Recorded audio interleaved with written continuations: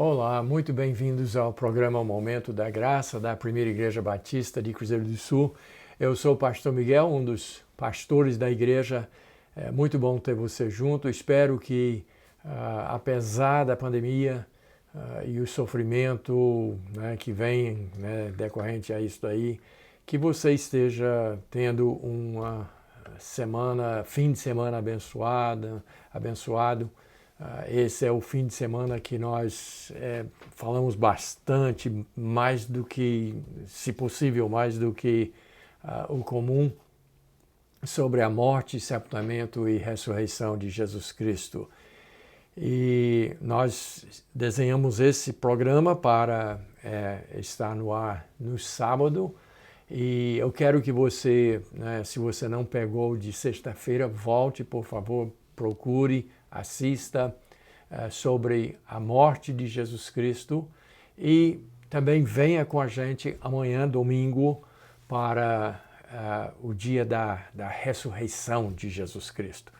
Mas hoje nós vamos estar falando sobre o sepultamento e alguns detalhes interessantes que você precisa saber. Mas antes de começar e ler o nosso texto de hoje, quero lembrar que o Evangelho de Jesus Cristo é a sua morte, sepultamento e ressurreição pelos nossos pecados.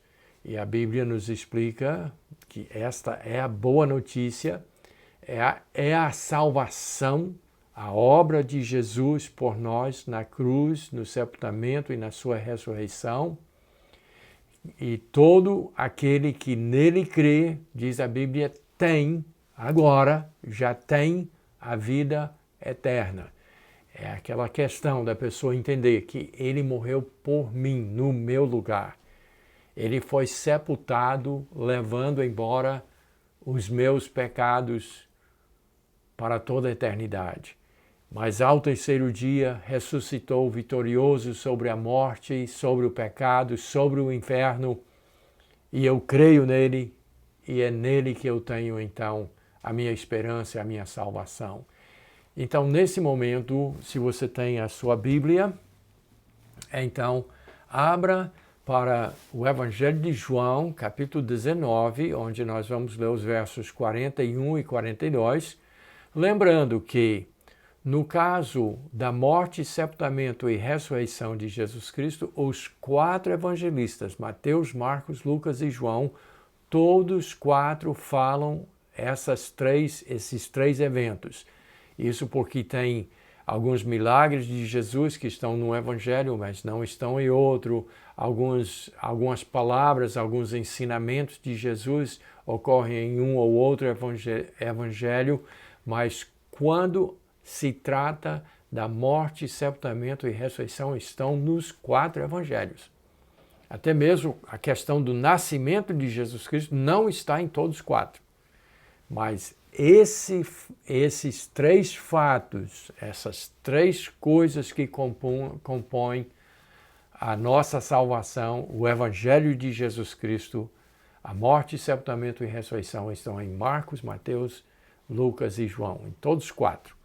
Mas nós vamos falar sobre o sepultamento hoje, um detalhe bem interessante e que espero que desperte em você a necessidade de olhar a obra de Jesus de uma forma mais humilde e com mais respeito ao que ele fez por nós. Então, em João capítulo 19, versos 41 e 42, encontramos as seguintes palavras.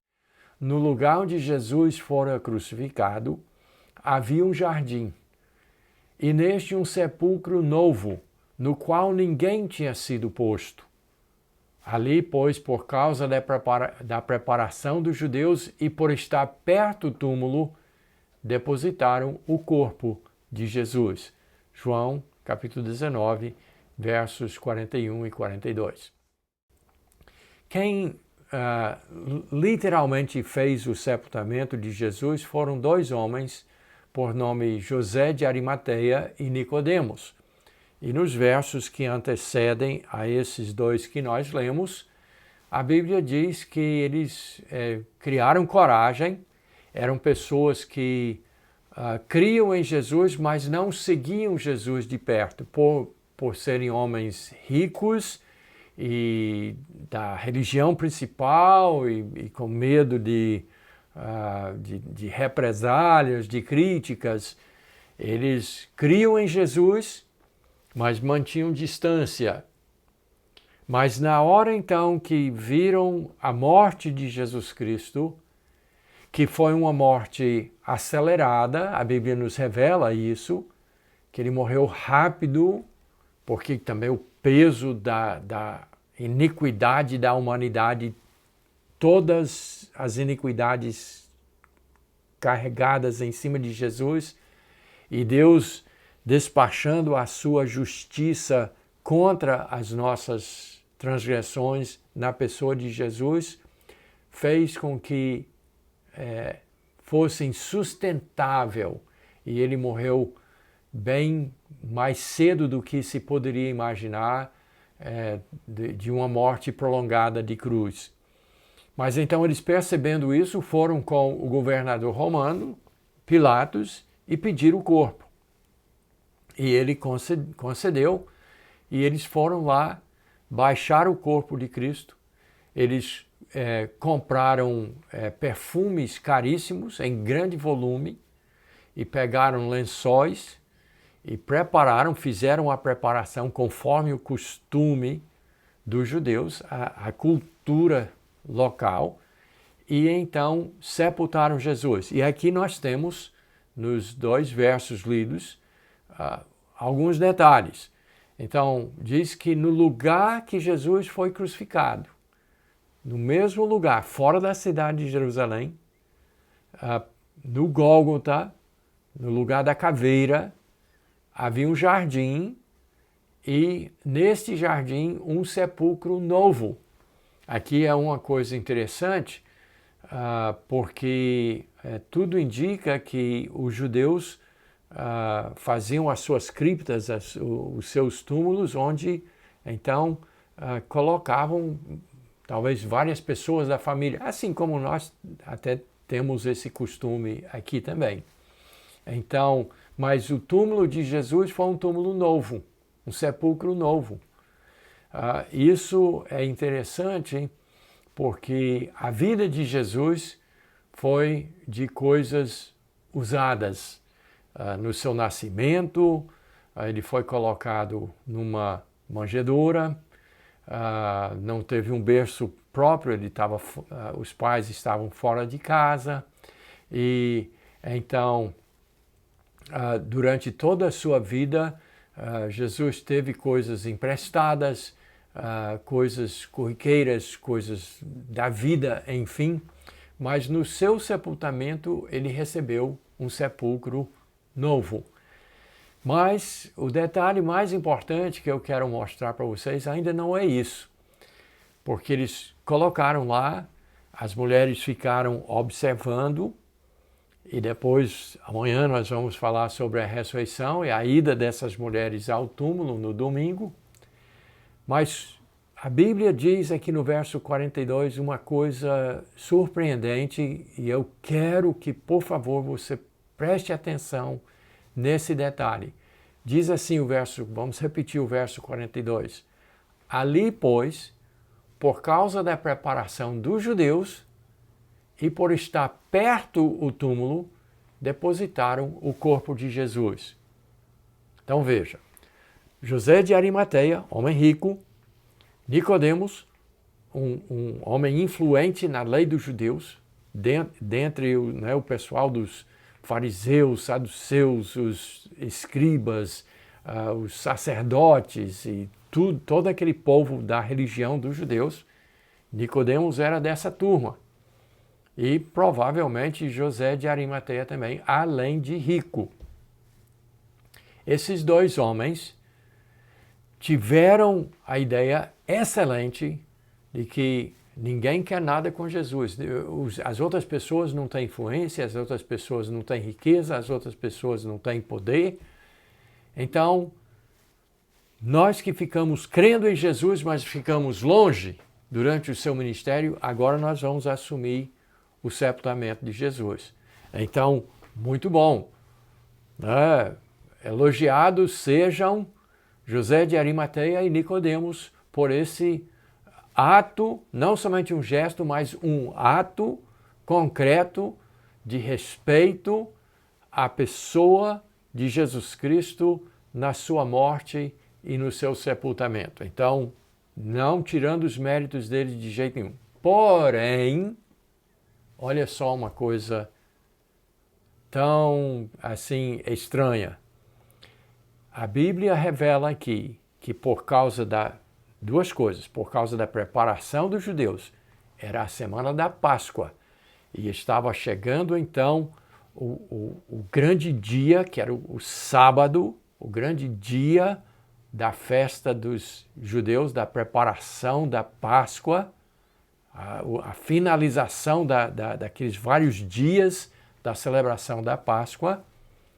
Então, estava chegando o dia da preparação, então eles tiveram pressa, eles tiveram que apressar. E depois diz também que por estar perto, conveniente, o túmulo estava num jardim, no lugar da crucificação, no Monte Gólgota. Estava ali um jardim e ali tinha um túmulo novo. E então eles, pela preparação para a festa final e também por estar perto, pela conveniência, sepultaram Jesus e foram embora. Ou seja, você nota que mesmo no sepultamento, eles tinham outros interesses pessoais que eles queriam cuidar. A questão da finalização da Páscoa, que eles celebravam todos os anos, eu não sei a idade desses homens, talvez 40, 50, 60 anos de idade ou mais. Então, todos os anos eles faziam a celebração da festa da Páscoa, mas agora, de repente, com o Rei do Universo dentro de um corpo, Jesus, o Cristo, crucificado numa cruz, o maior evento da história da humanidade. E agora vão fazer o sepultamento, mas as suas cabeças estão aonde? Naquilo que é conveniente, aquilo que é fácil e na nossa festa. Na nossa festa, a festa da Páscoa, a grande festa da nossa religião. Você nota onde eu quero chegar com isso?